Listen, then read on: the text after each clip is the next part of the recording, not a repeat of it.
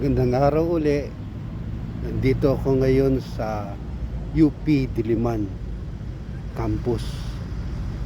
Dito nagtapos ng kolehiyo yung tatlo naming anak, si Jason, si Camille at saka si Patricia.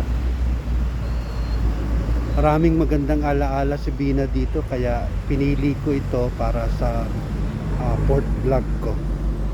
Ito yung UP Sunken Garden. May magandang alaala si Bina dito.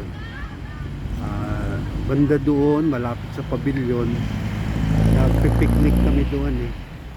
Naglalatag kami ng kumot. May kasama kaming aso, ang pangalan Mingming.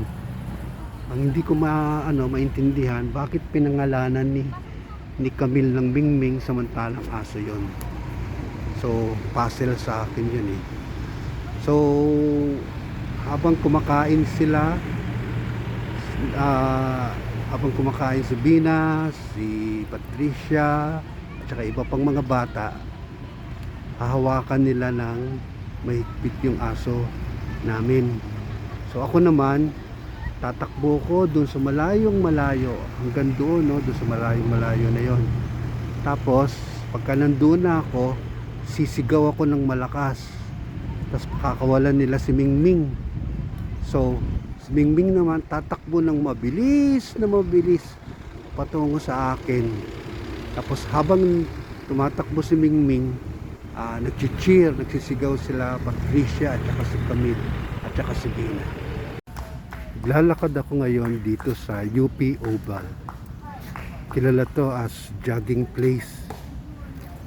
Ang magandang alaala ko rito kay Bina ay sumasama siya sa akin sa pag-jogging. Mabagal lang kaming mag-jogging pagka kasama ko si Bina kasi hindi niya kayang mabilis eh.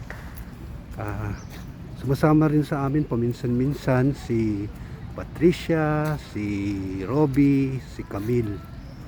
Ang paniwala ko nga eh, dito sinagot ni Camille si Robby habang nagja-jog.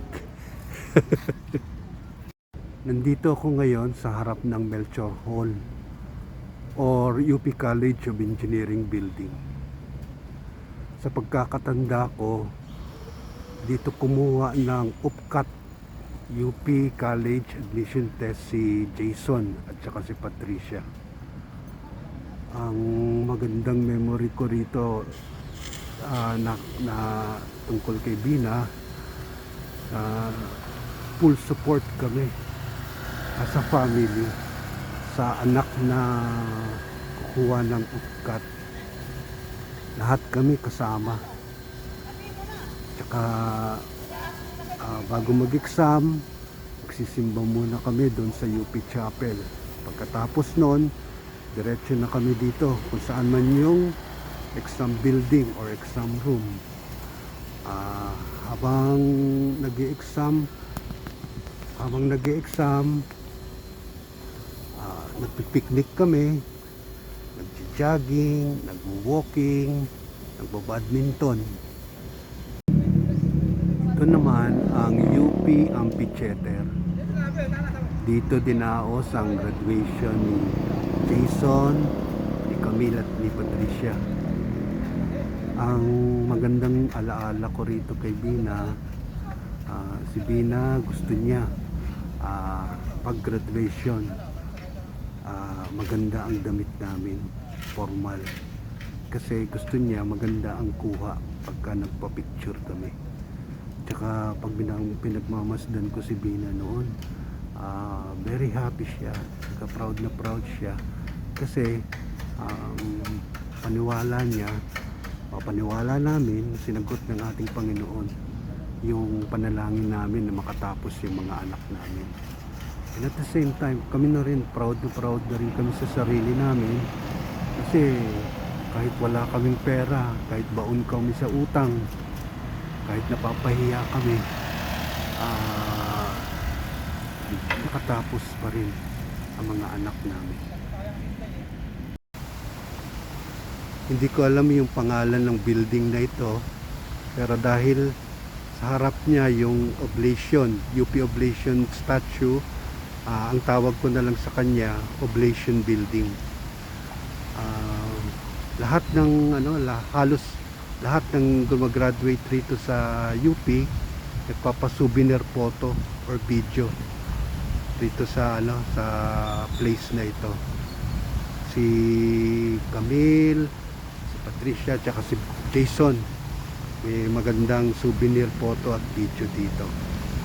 Kaming dalawa naman ni Bina, pag nagagawi kami rito, very thankful kami sa ating Panginoon, kasi tinatanong namin sa sarili namin, paano nakapasok yung tatlo naming anak dito, samantalang ordinaryo lang kaming dalawa ni Bina.